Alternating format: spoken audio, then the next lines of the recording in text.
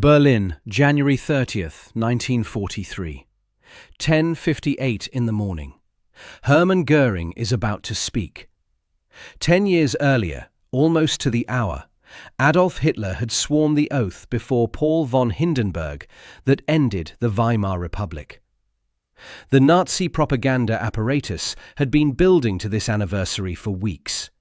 Rallies, banners, a nationwide radio broadcast timed precisely to reach every household in the Reich simultaneously. Göring, Reichsmarschall, head of the Luftwaffe, is at the Air Ministry building. The technicians have the lines open. Across Germany, millions of people are listening. Then, the air raid sirens start. 3 de Havilland Mosquito bombers of No. 105 Squadron, Royal Air Force, had lifted off from RAF Marham in Norfolk at 8:49 that morning. They crossed the North Sea at wave-top height. Not a poetic description, but a tactical one, staying low enough to complicate German radar coverage on the way out. After crossing the German Baltic coast north of Berlin, the formation climbed to 25,000 feet, flying in and out of cloud on the approach. Near Berlin, the cloud broke and the city appeared in clear skies below. Squadron leader Reggie Reynolds, DFC, was leading in Mosquito DZ423, with navigator Pilot Officer Ted Sismore. Sismore was, by the accounts of those who worked alongside him, one of the finest wartime navigators the RAF produced. He had planned this raid to the minute. The target was the Haus des Rundfunks, headquarters of the German State Broadcasting Company, the building that was carrying Göring's voice out to the nation. Anti-aircraft guns opened up over Berlin. The sound of Merlin engines and exploding 500-pound bombs came through on the radio frequencies. The broadcasting engineers cut the transmission. German listeners, waiting for Göring's anniversary address, heard static. Then a scratchy recording of classical music, substituted by the engineers who fled their posts when the bombs fell. The No. 105 Squadron operations record, National Archives reference AIR-27-827, states it without ceremony. Target successfully bombed at 1100 hours. Height 25,000 feet. Göring, the man who had personally guaranteed that no enemy bomber would ever reach Berlin, didn't return to the microphone for an hour and 3 minutes. That figure, 63 minutes, comes from Robert Dowson of United Press International, who filed his account from London on the day itself. The sudden attack delayed Göring's address for an hour and 3 minutes and explained the confusion that came over the radio as the Marshal gave the German armed forces and home front a pep talk in the darkest hour of the war for the Reich. That afternoon, 4 hours and 40 minutes after Reynolds lifted off, 3 more Mosquitoes from No. 139 Jamaica Squadron departed Marham at 13:25, timed for Joseph Goebbels' address at the Schöneberg Sportpalast at 1600. Berlin's defences were now fully alert. Unlike the morning, the engineers stayed at their posts. Goebbels gave his speech, but he gave it over the audible sound of bomb blasts, anti-aircraft fire, and roaring Merlin engines coming through the broadcast. He didn't miss his speech. He delivered it with British bombers circling his city, and the German public heard every engine. 1 aircraft was lost that day. Mosquito DZ423, flown by squadron leader DFW Darling DFC, with navigator Flying Officer William Wright, was hit by anti-aircraft fire on the return leg and came down. Both men were killed. They are buried at the Berlin 1939-45 Commonwealth War Cemetery. The other 5 Mosquitoes returned safely to Marham. No German fighter got close enough to fire at any of them. Flight Sergeant Pete McGeehan of the Afternoon Wave, describing the encounter with pursuing FW-190s at the press conference the following day. "We were going so fast in the dive that they had no chance, and we soon left them comfortably behind." So, 6 wooden British bombers entered German airspace in broad daylight with no defensive guns, bombed the capital of the Third Reich on the most symbolically charged day of the Nazi calendar, forced the Reichsmarschall off the air for 63 minutes, compelled Goebbels to broadcast over the sound of British engines, and the only aircraft lost was brought down not by a fighter, but by ground-based anti-aircraft fire. The question worth asking isn't how they got away with it. The question is why Germany had no structural means to stop them, and why British designers understood this 4 years before the first bomb fell. The answer begins in 1936. Not in 1943. The Air Ministry that year issued 2 bomber specifications that would define British air power for the entirety of the war. Specification B.12/36 called for a heavy bomber, eventually producing the short Stirling. Specification P.13/36 called for a medium bomber capable of extended range, and its requirements were precise. It demanded powered gun turrets as a fundamental component of the design, not as an option, as a requirement. The Manchester bomber that emerged from P.13/36 became the Lancaster, which entered service with front, dorsal and rear turrets, carrying a total of 8.303 Browning machine guns. The Lancaster's defensive fit was an expression of doctrine, not just engineering convention.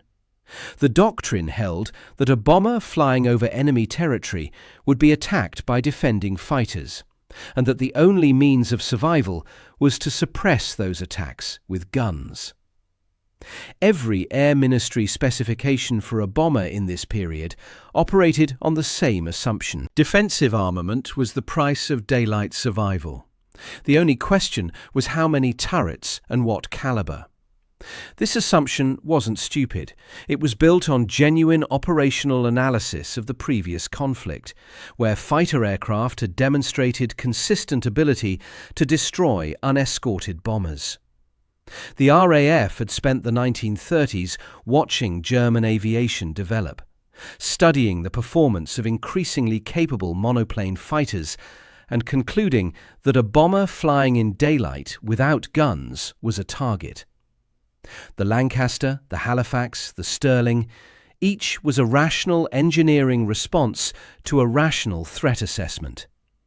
The RAF tested this doctrine the hard way in 1940 and 1941. Daylight bombing operations against German targets produced losses that were unsustainable even with fully armed aircraft. On some missions during this period, 12 of 22 aircraft failed to return. By mid-1941, Bomber Command had effectively abandoned daylight operations and committed to night bombing. Not because the guns had failed exactly, but because the problem of fighter interception was too severe even for gunned bombers to solve in daylight. The guns remained on the aircraft. The bombers simply moved to the darkness, where the fighters couldn't easily find them. This shift had an important consequence for the doctrine's self-examination. It was never properly stress-tested. The RAF didn't conclude that defensive guns were unnecessary. It concluded that daylight operations were. The guns survived the intellectual scrutiny because the conditions that exposed their limits were avoided. When a Lancaster was lost to a German night fighter in 1943, the institutional response was to improve radar-equipped night defences, improve window jamming, improve pathfinder marking, not to ask whether carrying 8 guns and their associated weight was actually protecting the crew more than the additional speed that removing them would provide. De Havilland had a different analysis. Geoffrey de Havilland first brought the proposal to the Air Ministry in 1938. A wooden twin-engine bomber, no defensive armament, 2-man crew, high speed as its primary and only protection. The Air Ministry rejected it.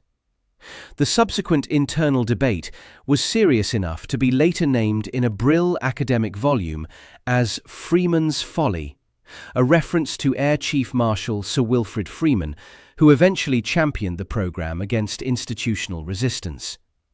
The implication of the nickname was that backing an unarmed wooden bomber was reckless institutional gambling. Freeman was gambling on a different theorem of survival. The theorem held that defensive guns are a response to the problem of fighter interception, and that if you solve the interception problem directly by making the aircraft uncatchable, you eliminate the need for the response. The concept wasn't without historical precedent. De Havilland's own DH-4 biplane bomber of 1917 had been faster than the German fighters attempting to intercept it. Speed as protection wasn't an invention. It was a revival of a principle that advanced fighter performance had temporarily made obsolete, and that sufficiently advanced engine technology could revive. What was new in 1938 was the Rolls-Royce Merlin engine. 2 of them, in a correctly designed airframe, could achieve speeds that placed the aircraft beyond reliable German fighter interception. The key word is correctly designed. Correctly meant without the weight that the gun doctrine demanded. Ronald E. Bishop led the design team at Hatfield, 9 people in total. Bishop had been raised in the de Havilland tradition of wooden monocoque construction, and he applied it systematically to the problem of a high-speed bomber. The fuselage was built as a sandwich, 2 thin outer skins of birch plywood separated by a core of balsa wood 0.437 inches thick, with spruce ring frames at the structural attachment points. Weight for weight, wood was structurally competitive with aluminium alloy. De Havilland had demonstrated this through the DH-88 Comet Racer and the DH-91 Albatross airliner. The company had decades of data on how wooden structures performed under aerodynamic load. The weight argument worked in multiple directions simultaneously. Wood itself wasn't lighter than aluminium per unit of structural performance, but the absence of gun turrets, each turret with its hydraulic drive, ammunition feed, gunner's oxygen system, and protective armour, removed hundreds of kilograms from the airframe immediately. The 2-man crew, instead of 5 or 6, removed the space, life support equipment, and armour associated with the additional crew members. The narrower fuselage that resulted from carrying only a pilot and navigator reduced aerodynamic drag. Every design decision fed back into the same calculation: a lighter, more streamlined aircraft that 2 Merlin engines could push significantly faster than any contemporary bomber, and faster than most contemporary fighters at operational altitude. The production argument was equally rational.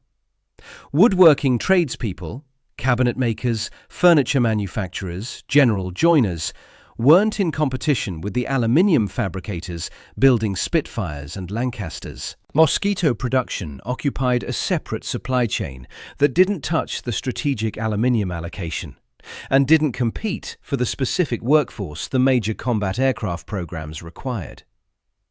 De Havilland's own documented reasoning estimated that 4 or 5 Mosquitoes could be produced for the cost of heavier aircraft. This was partly unit price. It was also total consumption of constrained strategic resources. The experimental proof of the weight-speed relationship was provided when someone actually fitted a gun turret to a Mosquito to see what happened. A rear turret installation tested and measured, cost between 20 and 30 miles per hour in maximum speed. 20 to 30 miles per hour. This isn't a marginal degradation. It represents the difference between an aircraft that German fighters at operational altitude can't reliably close with, and one that they might. The turret came off. The guns were never fitted. On November 25, 1940, prototype W4050 made its first flight from Hatfield, piloted by Geoffrey de Havilland Jr. in a 30-minute sortie. In February 1941, RAF testing at Boscombe Down produced a measured speed of 392 miles per hour at 22,000 feet, comfortably outpacing a Spitfire Mark II, which was achieving around 360 miles per hour at 19,500 feet. The institution that had rejected the concept in 1938 now had a number that couldn't be argued away. One technical limitation deserves honest mention. The casein-based glue used in the Mosquito's laminated structure was milk-derived, and it degraded in high humidity and heat. In Burma and India, aircraft began to delaminate in service, and some airframes came apart. The calculation that made the Mosquito the fastest bomber over Germany made it a structural problem over the Bay of Bengal.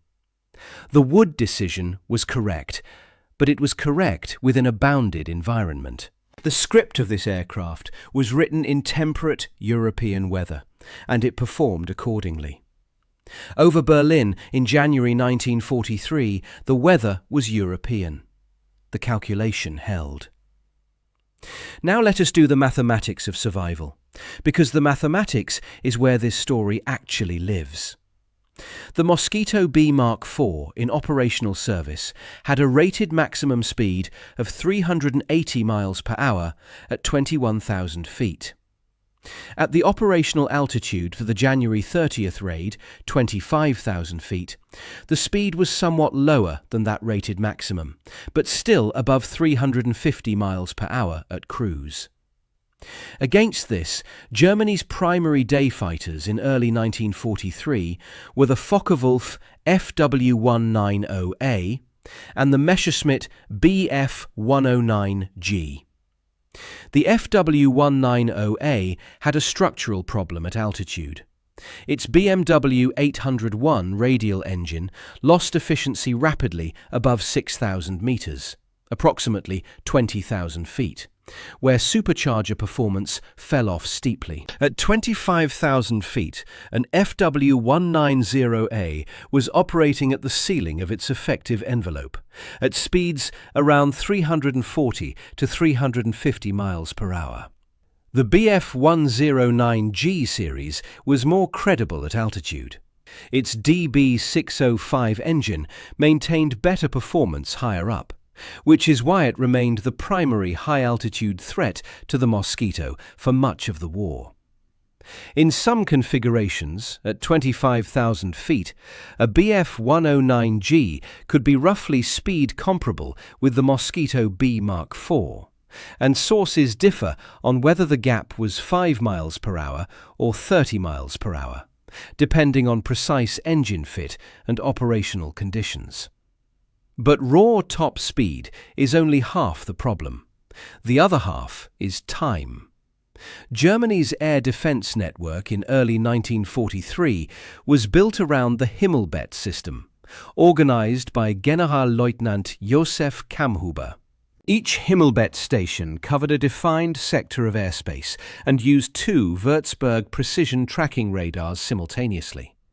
One locked onto the incoming bomber, one locked onto the defending fighter, to vector the interceptor to a firing position. In the outer detection layer, Freya early warning radars provided initial contact at ranges up to approximately 113 kilometers. At 380 miles per hour, a Mosquito covers 113 kilometers in roughly 11 minutes. In those 11 minutes, a German controller needs to receive the Freya contact report, identify it as hostile, transmit a scramble order to the nearest fighter unit, which then starts engines, taxis, takes off, and begins climbing. An FW-190A climbing from sea level to 25,000 feet at approximately 2,000 feet per minute, its performance at that altitude, takes 12 to 13 minutes to reach that height. By the time it reaches 25,000 feet, the Mosquito has traveled another 70 to 80 miles further along its route. The fighter is at altitude. The target is gone. One contemporary source on radar interception put this plainly. By the time the alarm sounded, there were approximately 10 minutes available for interception. 10 minutes against an aircraft doing 380 miles per hour across a route of 580 miles. In practice, the window wasn't 10 minutes. It was the overlap between when the fighter reached the right altitude and when the Mosquito was still within radar tracking range of the Himmelbett station. Against a Lancaster flying at 250 miles per hour on a predictable course, this overlap was workable. The bomber crossed the Würzburg's effective 20-mile tracking range, roughly 5 minutes of coverage, slowly enough for the ground controller to build a vectoring solution, make corrections, and bring the fighter to within visual or radar range of the target. Against a Mosquito doing 380 miles per hour, the same 20-mile zone took about 3 minutes to traverse. 3 minutes for the controller to detect, classify, assess altitude, transmit heading corrections, and bring a fighter from its patrolling position into a firing geometry. German controllers describe Mosquitoes in debriefs as difficult to intercept, a bureaucratic phrase that reflects a systematic problem. The Himmelbett system wasn't designed badly. It was designed for the bomber speeds it had encountered in 1941 and 1942. The Mosquito simply operated outside the parameters the system was built around. The Himmelbett compounded this further by its structural limitation. Each box handled one interception at a time. A single Würzburg pair could track one bomber and one fighter simultaneously. When multiple Mosquitoes arrived from different vectors, or when the single tracked aircraft exited the box before the interception was complete, the system had no recovery. Against a Lancaster stream, hundreds of aircraft spread over miles at predictable speeds, the Himmelbett could engage sequentially, one target after another, down the line. Against 3 Mosquitoes arriving precisely on schedule and departing at maximum speed, the sequential system had no time to work. Ville de Sau, the uncontrolled target area defense concept introduced by Major Hajo Hermann in 1943, was in part a direct response to this problem.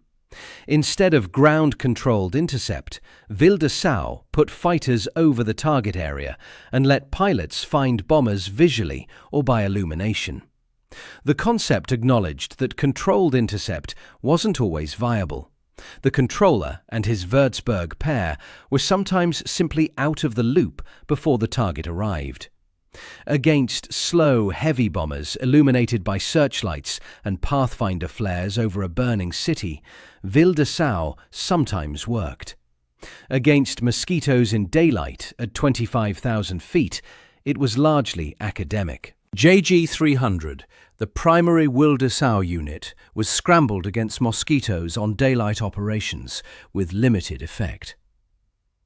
The specific geometry of the 30th of January 1943 morning raid confirmed all of this in practice. 3 aircraft from No. 105 Squadron flew from the Norfolk coast to central Berlin, approximately 580 miles, climbed to 25,000 feet, arrived at their target at exactly the scheduled second, dropped their bombs, and turned for home. No German fighter engaged them. The anti-aircraft guns fired continuously and hit nothing. All 3 returned to Marham by early afternoon. The one aircraft lost that day was DZ423, hit by anti-aircraft fire on the return route. This matters for the thesis in a precise way. Flak operates on entirely different physics from fighter interception. Anti-aircraft fire is ballistic. It does not require a pilot to close with the target, achieve a firing position, and track. It requires only that the aircraft fly through a predicted airspace, and the 139 Squadron return route through the Frisian Islands was covered by light flak that the surviving crews noted in their after-action reports. Squadron leader Darling and Flying Officer Wright had no defensive guns. Defensive guns wouldn't have changed what happened.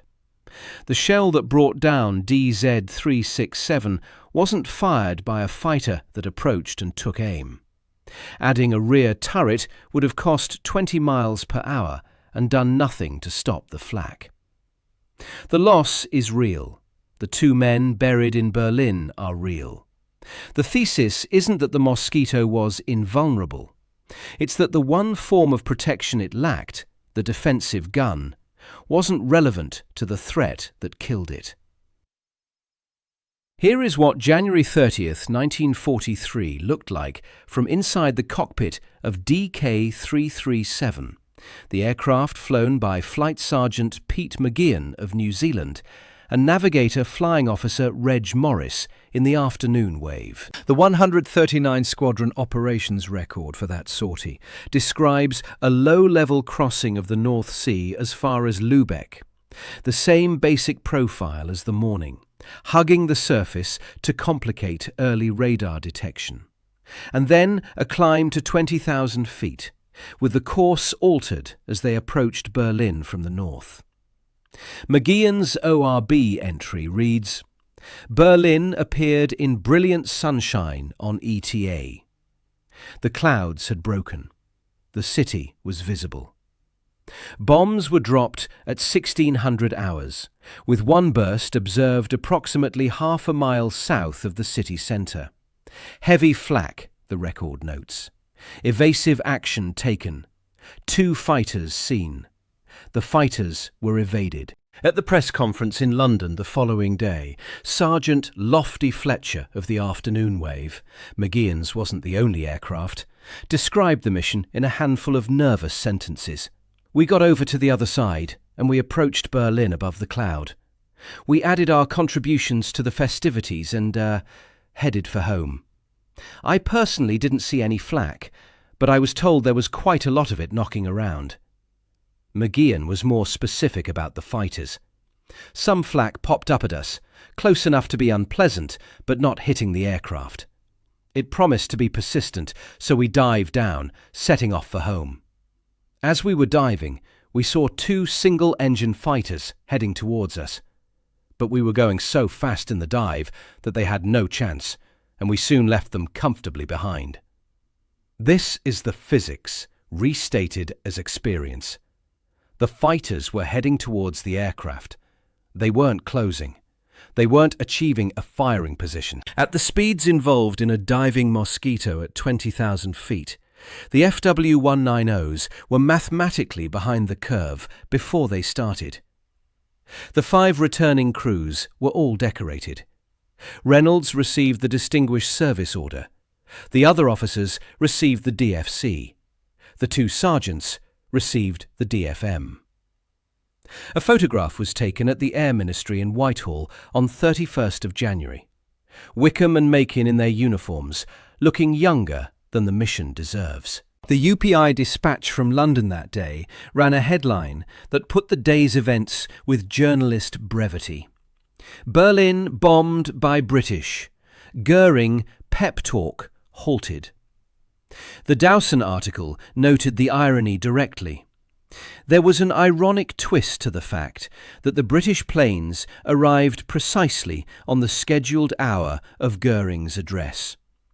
Göring, as commander of the Reich Air Force, not only planned the blitz on Britain, but he assured the German home front early in the war that Berlin never would be bombed. The anniversary broadcast had been intended as a statement of German resilience. The 6th Army at Stalingrad was in its final collapse.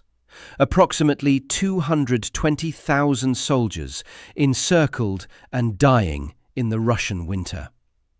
Hitler himself wasn't in Berlin. He remained at his military headquarters. The propaganda apparatus had sent Göring and Goebbels to carry the anniversary celebrations, to reassure a population that had been hearing nothing but catastrophic news from the Eastern Front for weeks. In that context, 63 minutes of dead air followed by a classical music recording wasn't a minor logistical inconvenience. It was the regime's most visible communicator, silenced on his own broadcast day, on the anniversary that was supposed to demonstrate Nazi permanence, by an aircraft the regime had been told would never appear over Berlin. Göring's own response to the raid came 6 weeks later, at a meeting with German aviation manufacturers. The account that has come down describes him haranguing the room. "I turn green and yellow with envy. The British, who can afford aluminium better than we can, knock together a beautiful wooden aircraft that every piano factory over there is building, and they give it a speed which they have now increased yet again." The technical understanding in that quote is accurate. He understood what he was looking at. He didn't have one. The physical damage to the Haus des Rundfunks from the morning raid was minimal. Bombing from 25,000 feet through cloud with 500-pound bombs isn't precision work by any measure. The No. 105 Squadron ORB notes that bursts from Aircraft 1 were unobserved owing to cloud. Aircraft 2 dropped in a long stick on a railway junction north of the city. Aircraft 3 released on estimated time of arrival. The intended building sustained negligible structural damage. None of this undermined the objective, which wasn't to destroy the broadcasting headquarters, but to silence the broadcast at a specific moment. That objective was achieved to the second. Goebbels wasn't silenced. He spoke. The record makes clear that unlike the morning raid, the afternoon's engineers held their posts and kept the transmission running. What Goebbels couldn't control was the audio environment of his own city, which included British aircraft audible through the broadcast. That, too, is its own form of disruption. The propaganda minister delivering a speech about German strength and resilience, while the sound of RAF engines came through the speakers of every radio in the Reich. Germany's attempts to address the Mosquito problem were real, systematic, and always arriving too late. The FW190A's altitude limitations were structural rather than cosmetic. The BMW 801 radial engine that powered the series was optimized for medium altitudes. Fitting it with additional supercharging was a significant engineering program that produced the high-altitude 190D variants, which didn't reach units in numbers until late 1944. The BF-109G series was more credible at Mosquito operational altitudes, and in conditions where a BF-109G was already at 25,000 feet with a speed advantage, having been pre-positioned by intelligence warning rather than scrambled after radar detection, it could threaten a Mosquito. This happened. Mosquitoes were shot down. The conditions required were pre-positioning from intelligence rather than radar scramble, or the Mosquito at reduced speed due to engine failure, or anti-aircraft fire having already damaged the aircraft. These were exceptions that proved the structural rule. JG-300, originally formed for wild sow night fighting, was tasked with daylight Mosquito interceptions. JG-7, equipped with Me-262 jets, was eventually used to supplement the piston-engined units attempting to catch Mosquitoes in 1944 and 1945. The Heinkel HE-219 night fighter engaged Mosquitoes on specific sorties in 1944 with occasional success. German debriefs from this period consistently note that interceptions of Mosquitoes were still very rare, a phrase that appears in multiple operational assessments and reflects not inexperience but the structural reality that the intercept geometry worked against the defender. The most serious German technical response was the Focke-Wulf TA-152, a purpose-built high-altitude interceptor with a service ceiling significantly exceeding the Mosquito's operational altitude and superior performance at extreme heights. Hitler reportedly believed the TA-152 was the answer to the Mosquito problem. The TA-152 entered limited operational service in early 1945. By then, the Luftwaffe was critically short of fuel. Airfields were being overrun by advancing Allied ground forces on two fronts, and experienced pilots were being expended faster than they could be replaced. The aircraft that could theoretically have solved the Mosquito problem arrived at the moment the Luftwaffe ceased to function as a strategic force. This isn't German incompetence. It's the structural penalty of responding reactively to a philosophy your opponent established before the war began.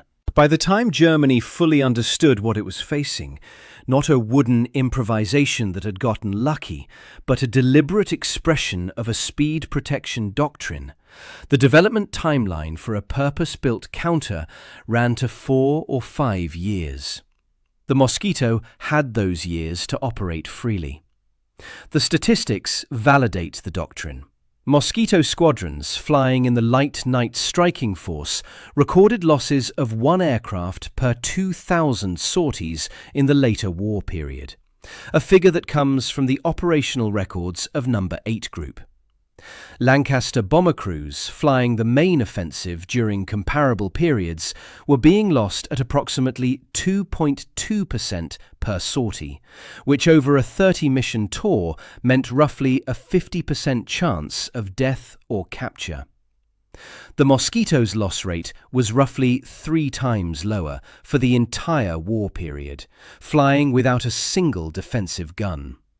3 times lower. No guns.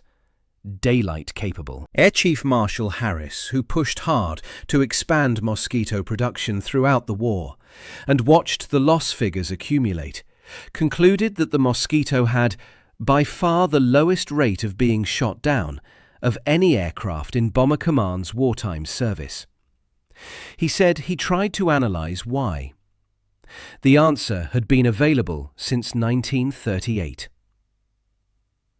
The wooden wonder framing was a post-war construction, and it has never quite released the Mosquito from its grip. The story it tells is appealing. Craftsmen with woodworking tools building aircraft in church halls and furniture factories. A plywood plane that embarrassed the Third Reich through ingenuity and British improvisation. The materials are romantic. The craftsmen are real. The cabinet makers are real. The balsa and spruce and birch are all real. But the frame mistakes the instrument for the argument. The Mosquito wasn't an improvisation that happened to work out. The wood was chosen because it was the right material for the engineering calculation being made, not because aluminium was unavailable. Britain was producing aluminium aircraft by the thousands simultaneously. The 2-man crew was chosen because the design didn't need the other 3 or 4. The absent gun positions weren't a gap in the design, they were the first principle of the design.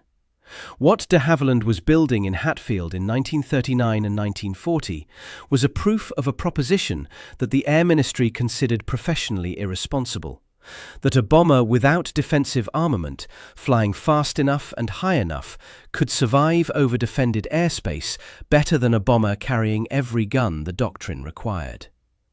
The proposition was tested in the laboratories of operational experience from 1942 onwards, and the data confirmed it consistently. Loss rates confirmed it. The specific incidents confirmed it, including January 30th, 1943, when the morning formation over Berlin produced 0 fighter engagements against aircraft with 0 defensive capability. The institutional resistance the Mosquito encountered wasn't obtuseness. Specification P.13/36 required powered turrets because the Air Ministry had analysed what happened to undefended bombers in daylight and concluded that guns were necessary. The Lancaster was built to survive a fight. The Mosquito was built to avoid one. These are different theories of survival, and the Air Ministry in 1938 had more evidence for the first theory than the second. Freeman's gamble wasn't obviously correct at the time. It became correct when the engineering delivered the speed.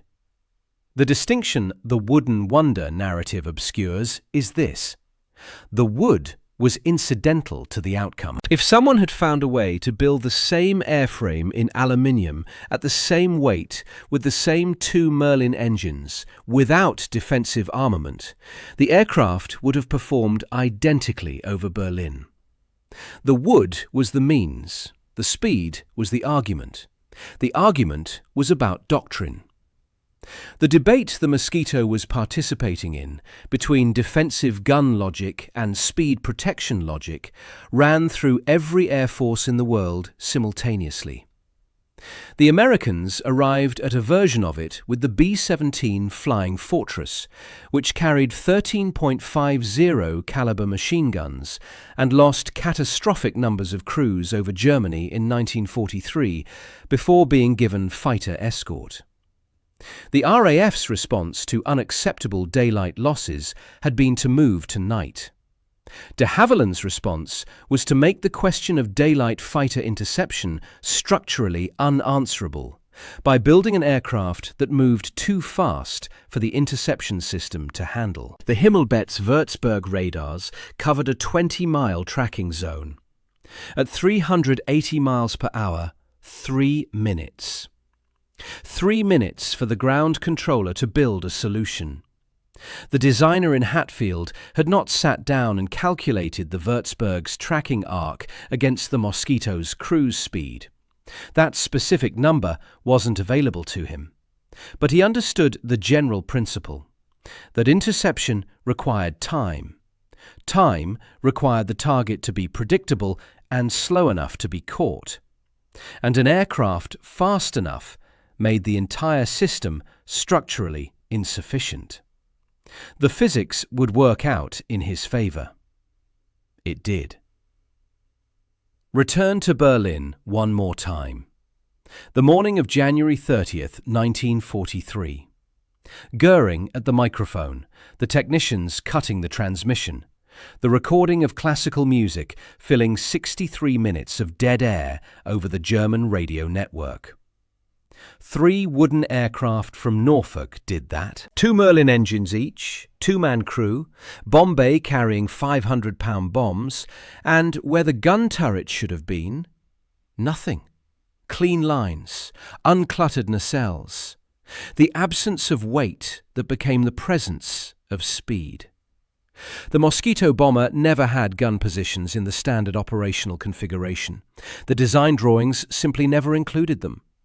When the Air Ministry had insisted on tests, someone fitted a rear turret and measured 20 to 30 miles per hour gone from the maximum speed. The turret came off. The guns weren't fitted. Bishop's team didn't leave a gap in the design. They built an aircraft around an absence. Look at a surviving Mosquito today and find where the turrets would have been. There's nothing there. No socket, no hydraulic connection, no arc of fire. Just the aerodynamic shape of an aircraft designed to be somewhere else before the fighter could close. That emptiness isn't a failure of armament. It's the engineering embodiment of a doctrinal argument that the Air Ministry considered irresponsible in 1938, and that 63 minutes of dead air over Berlin proved correct in 1943. The designers chose speed. Speed chose Berlin. And for just over an hour, on the 10th anniversary of the Nazi state, the propaganda apparatus that had promised the German people invulnerability fell silent. Not because of luck or improvisation, but because a design office in Hatfield had understood that the best armour for a bomber is a German controller with too little time and a German fighter with too little speed. The missing guns weren't a weakness. They were the argument. Subscribe for more stories like this.